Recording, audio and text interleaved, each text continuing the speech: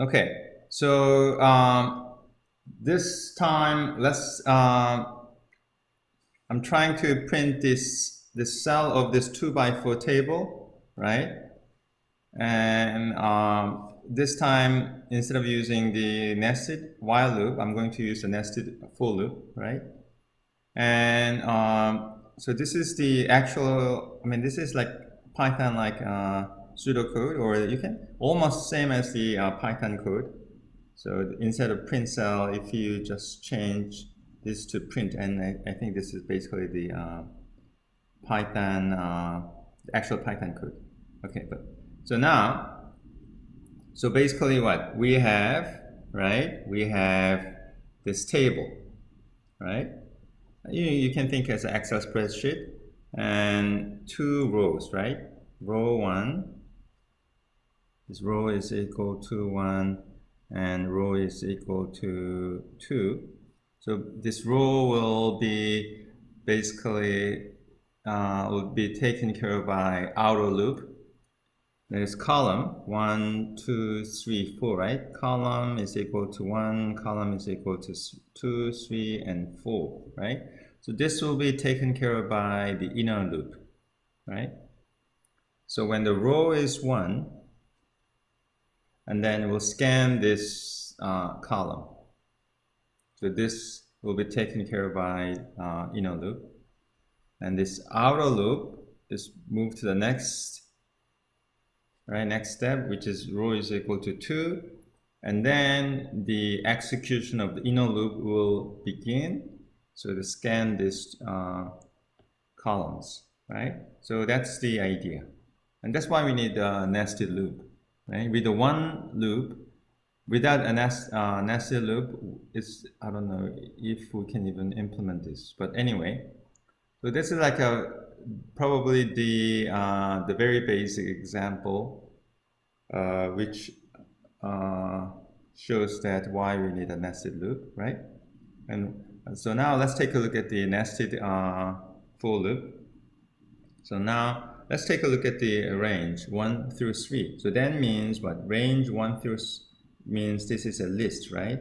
Starting from this value 1, so it's 1, comma 2 is since there's nothing, by default this value will be incremented by 1 up to what? 3 minus 1. So basically 1 and 2.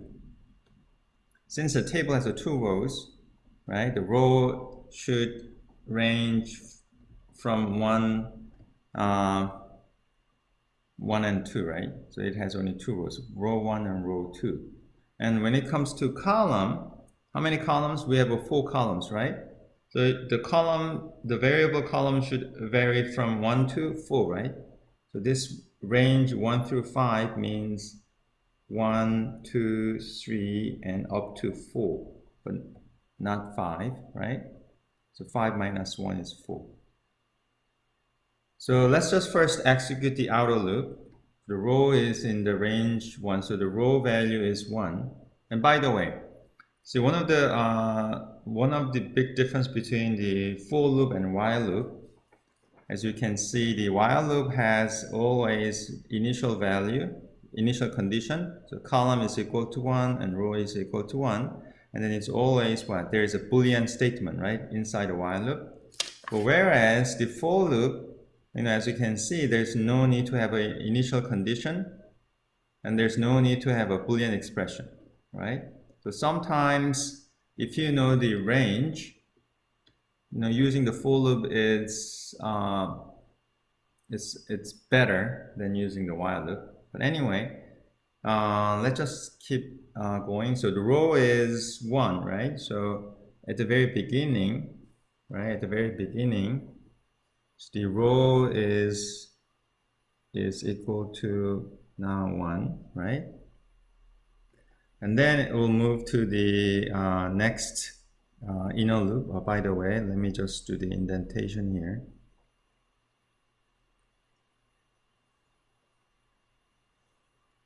So this is indentation for the outer loop, and this is for the inner loop, right? Okay. So when the row is 1, it'll go to the column, right? The column is what? First is 1, right? So this row is 1, and then it's go to the column 1, right? And then what? The row is 1, and then column is equal to 1. So C is equal to 1 at this point, right? And we'll print row and column, which is 1, 1, right? So it will print 1, 1. And then that's the end of the inner loop. So it's going to the go to the this point, right? So it's done, right? Done with the inner loop. And then my column value is going to be 2, right?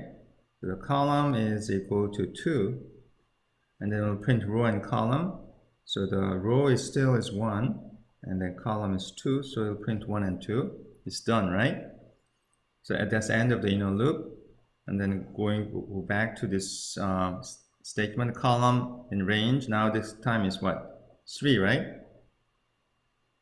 This time is 3, so the column is equal to 3, and then we'll print 1, 3. It's 1, 3, and then it's done. The end of the inner loop, and go back to this inner loop again, this for statement.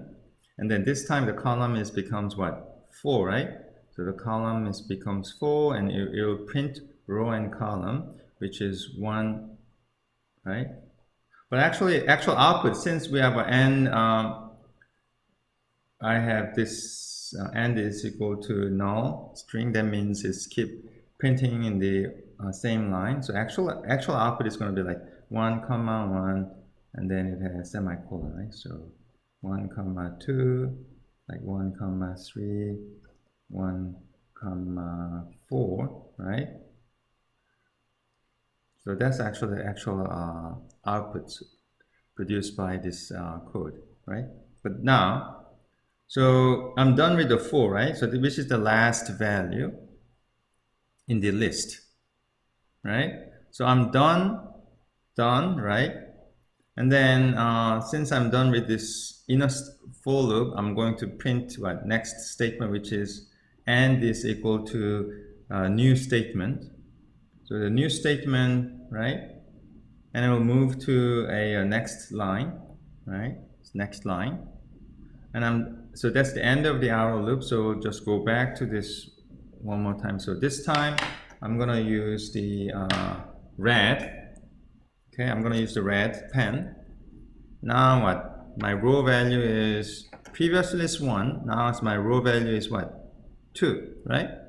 So now it's my R is 2. By the way, I'm done with this inner statement, right? I'm done with this inner statement. So R value is 2. And then I'm going to go to this next statement, which is column is range 1 to 3. So this will begin starting from 1, right? So this time the column is range 1 through 4. So it's 1, right? So my column becomes 1, and then we'll print 2, 1, because this row is at this point is 2, and the column is 1, right? And then I'm done with the inner statement and go to this for loop. And then my column value is going to be 2, right? Next one, 2. So C is equal to 2, and it will print 2, 2. Right? I'm done the end of the inner loop and go back to this third while loop, right? I mean, third times. It go to the for loop third times. And then what? My column is now becomes what? 3, right? 3. So the C value is equal to what? Oops. The C value becomes 3, and it will print 2, 3. So row is 2, the column is 3, right? And then finally the end of the inner loop and go back to this inner loop. And then my column value is what? Becomes 4. So now C is equal to 4, and it will print what? 2, 4, right? And then I'm done. So So basically, if you look at the outputs, actual output is going to be like what? 2, 1, 2, 2, 2, 3, 2, 4, right? So the 2, 1, 2, 2, 2, 3, and 2, 4, right? And then that's the end of the that's the end of the inner loop, right? That's the end of the inner loop, and so the print statement. And so after done with this inner loop, I'm going to print what? This new line. So it's going to print a new line, right? And then my cursor will probably move to next line here. This is where my cursor is right now. After printing the new line. Okay, so that's the end of our loop. I'm done because I'm done with 2, right? There's no more. Okay, so basically this is the actual flow, right? So you have the outer loop, right? But each time the outer loop is executed, right? You have to complete the inner loop. When R becomes 2, you have to execute the inner loops, right? So basically the flow is exactly the same, right? Whether you use a nested while loop and whether you use the nested while loop or nested for loop, as you can see, the logical flow is the same. It's just there is some difference, right, when it comes to the actual implementation. Okay, so let me end my lecture here. Okay, so let me close this.